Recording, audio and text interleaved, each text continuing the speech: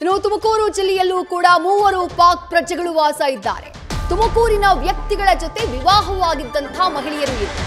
ಓರ್ವ ಮಹಿಳೆ 1969ರಲ್ಲಿ ಮದುವೆಯಾಗಿ ಇಲ್ಲಿಗೆ ಬಂದಿತ್ತು. ಆ ಮಹಿಳೆ ಭಾರತದ ಪ್ರಜೆ ಅಂತ ಹೇಳಿ ಕೋರ್ಟ್ ಘೋಷಣೆ ಮಾಡಿತ್ತು. ಆದರೆ ಇನ್ನೂ ಮಹಿಳೆಗೆ ಭಾರತದ ಪೌರತ್ವವನ್ನ ಸರ್ಕಾರ ನೀಡಿಲ್ಲ. ಇನ್ನುಳಿದ ಇಬ್ರು ಕಳೆದ 10 ವರ್ಷಗಳ ಹಿಂದೆ ಮದುವೆಯಾದರು. ಇಬ್ರು ಸದ್ಯ ದೀರ್ಘಾವಧಿ ವೀಸಾವನ್ನ ಪಡೆದು ಭಾರತದಲ್ಲಿ ವಾಸವಾಗಿದ್ದಾರೆ. ಈಗ ಅವ್ರ ಕತೆ ಏನು ಅನ್ನೋದು ಪ್ರಶ್ನೆ. ಪಾಕಿಸ್ತಾನಕ್ಕೆ ಅವರನ್ನ ಗಡಿಪಾರು ಮಾಡಲೇಬೇಕು ಕೇಂದ್ರ ಸರ್ಕಾರ ಮಾಡಿರುವಂತಹ ಆದೇಶದ ಪ್ರಕಾರ.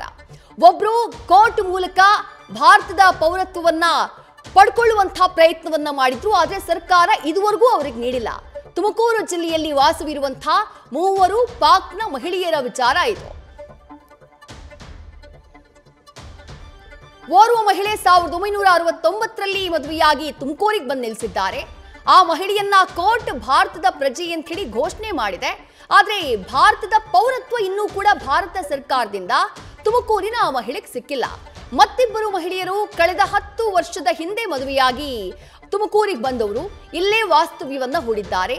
ದೀರ್ಘಾವಧಿ ವೀಸಾವನ್ನ ಪಡೆದು ಇಲ್ಲಿ ವಾಸವನ್ನ ಮಾಡ್ತಿದ್ದಾರೆ. ಅವರೆಲ್ಲರ ಕತೆ ಏನು ಈಗ ಅನ್ನೋದು ಕಾಡ್ತಾ ಇರುವಂತಹ ಪ್ರಶ್ನೆ. ಅವರೀಗ ಆತಂಕ ಕಾಡ್ತಾ ಇದೆ. ತಮ್ಮ ಕುಟುಂಬವನ್ನ, ತಮ್ಮ ಪತಿಯಂದಿರನ್ನ, ತಮ್ಮ ಮಕ್ಕಳನ್ನ ಬಿಟ್ಟು ಸೀದಾ ಪಾಕಿಸ್ತಾನಕ್ಕೆ ಹೋಗ್ಬೇಕಾ ನಾವು ಅನ್ನುವಂಥ ಭಯದಲ್ಲಿ, ಕಳವಳದಲ್ಲಿ ಆ ಮಹಿಳೆಯರಿದ್ದಾರೆ. ಡೀಟೇಲ್ಸ್ ನಮ್ಮ ಪ್ರತಿನಿಧಿ ಮಧು ಇಂಗಳದಾಳ್ ನೀಡ್ತಾ ಹೋಗ್ತಾರೆ. ಮಧು, ಕೇಂದ್ರ ಸರ್ಕಾರದ ಆದೇಶ ಸ್ಪಷ್ಟವಾಗಿದೆ.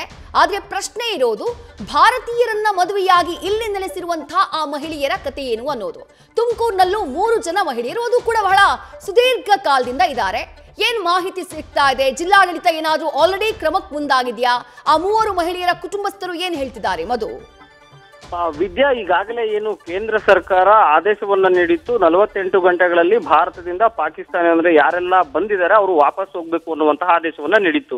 ಈ ಒಂದು ಆದೇಶಕ್ಕೆ ಸಂಬಂಧಪಟ್ಟಂತೆ ಏನು ರಾಜ್ಯದ ಗೃಹ ಇಲಾಖೆಗಳಿಗೂ ಕೂಡ ಮಾಹಿತಿಯನ್ನ ನೀಡಿತ್ತು ಅನ್ನುವಂತ ಅಂಶ ಕೂಡ ಈಗ ಬೆಳಕಿಗೆ ಬಂದಿರುವಂತದ್ದು. ಇದರ ಬೆನ್ನಲ್ಲೇ ಅಲರ್ಟ್ ಆಗಿರುವಂತಹ ತುಮಕೂರು ಜಿಲ್ಲಾಡಳಿತ ತುಮಕೂರು ಜಿಲ್ಲೆನಲ್ಲಿ ಅಂದ್ರೆ ಅದರಲ್ಲೂ ಕೂಡ ಪಾಕಿಸ್ತಾನದಿಂದ ಬಂದಿರುವಂತವರು ಎಷ್ಟು ಜನ ಇದ್ದಾರೆ ಅನ್ನುವಂತಹ ಸಂಖ್ಯೆಯನ್ನು ಕೂಡ ಅವರ ಈಗಾಗಲೇ ಪರಿಶೀಲನೆಯನ್ನ ನಡೆಸಿರುವಂತದ್ದು. ಈ ಒಂದು ಪರಿಶೀಲನೆಯಲ್ಲಿ ತುಮಕೂರಿನಲ್ಲಿ 3 ಮಹಿಳೆಯರು ಮಹಿಳೆಯರನ್ನ ವಿವಾಹವಾಗಿ ಅಂದ್ರೆ ತುಮಕೂರಿನವರೇ ವಿವಾಹವಾಗಿ ಅವರನ್ನ ಕರೆತಂದಿರುವಂತದ್ದು ಈಗ ಬೆಳಕಿಗೆ ಬಂದಿದೆ.